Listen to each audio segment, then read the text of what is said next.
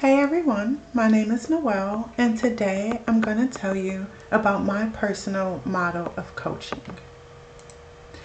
I chose the Clear Coaching model.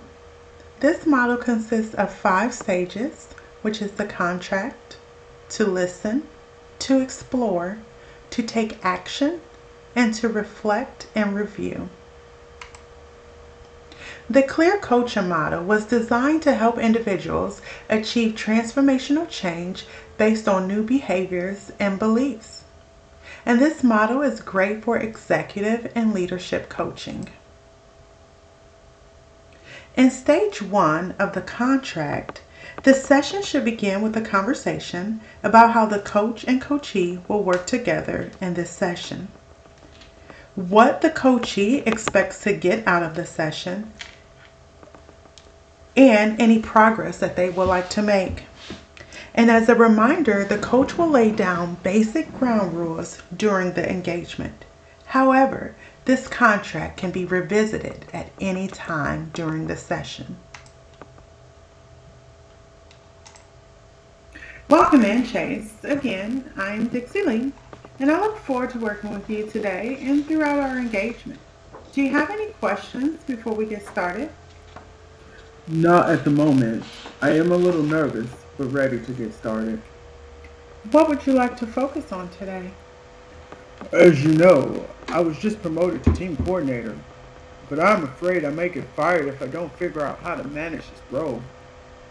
Wow, Chase, I can imagine that while you worked very hard for this promotion, it poses challenges as you try to adjust. If that is accurate, can you explain to me how that makes you feel?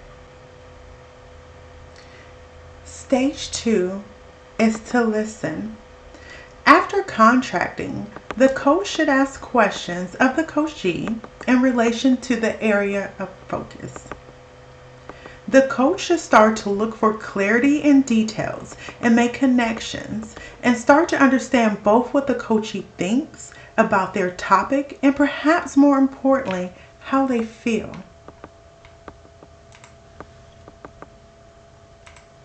Well, I feel like my colleagues think I'm the wrong person to get the promotion and despise me as the leader behind my back.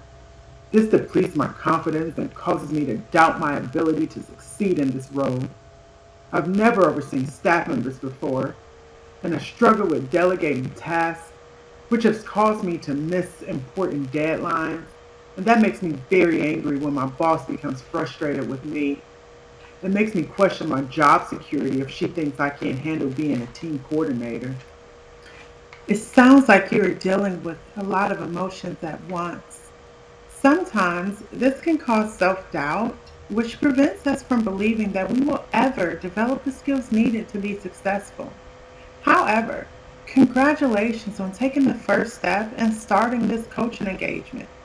This is a small step that can lead to great, lasting results. In stage 3, we will begin to explore.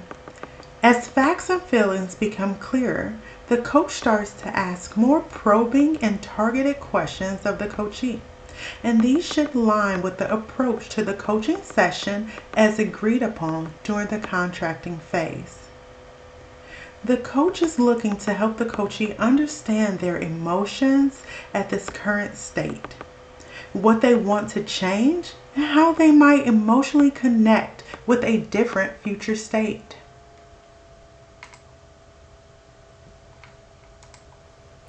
So, Chase, how would delegating increase your confidence? And what exactly does effective delegating look like for you as a team coordinator? Uh, I guess effective delegating as a team coordinator will look like confidence and trust from my boss and respect for my team.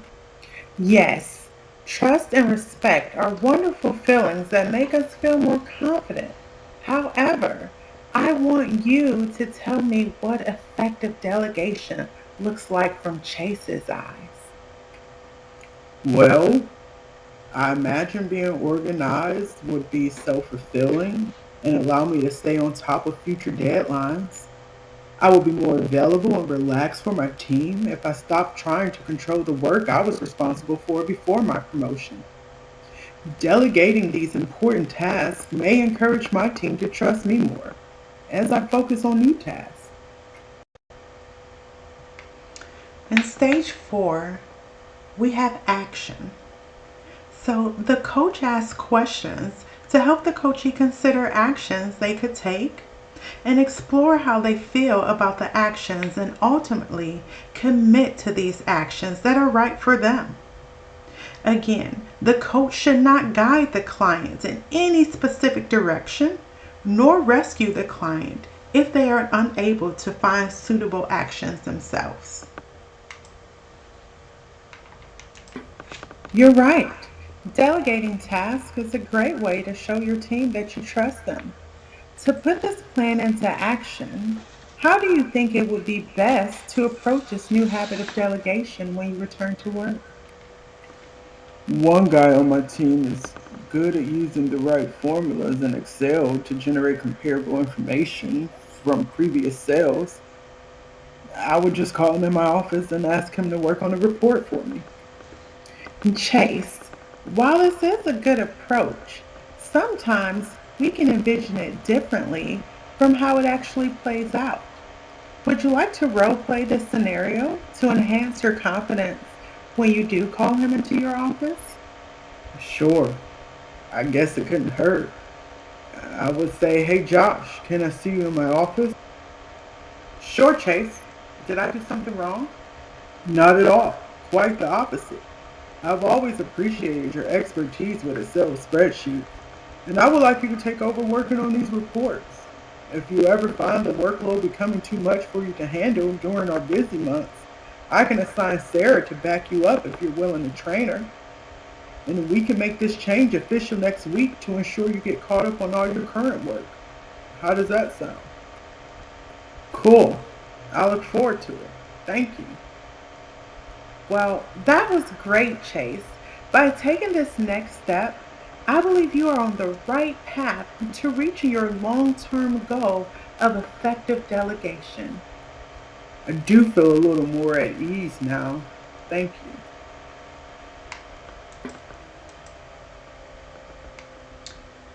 The last and final phase of the clear coaching model is to review and reflect. So, towards the end of the session, the coach plays back some of the key points from the session, reflecting on the contract objectives and what progress was made. The coach may ask the coachee to review the session and ask if there is anything else the coachee would like to cover. Before we end today's session, let's take a moment to reflect on what you learned today that will help you reach your desired state of success. And with this small plan of change in your pocket, do you feel any different emotions about your current situation? I guess I was basically putting too much pressure on myself. I mean, I've been working these reports for so long that I wasn't sure how to delegate them to someone else. It is weird to think that I was contributing to my own stress. I still feel many of my same emotions because I've yet to delegate a task, but I feel confident and hopeful that this is a simple place for me to start stepping into the responsibilities of my new role. This is great improvement, Chase. And as homework, I want you to write down the emotions you feel before you call Josh into your office and how you feel after you met with Josh. This will allow us to continue working on small delegation tasks or move into your next area of self-development. Okay, thanks. See you next month, Dixie Lee. I look forward to it. Take care, Chase.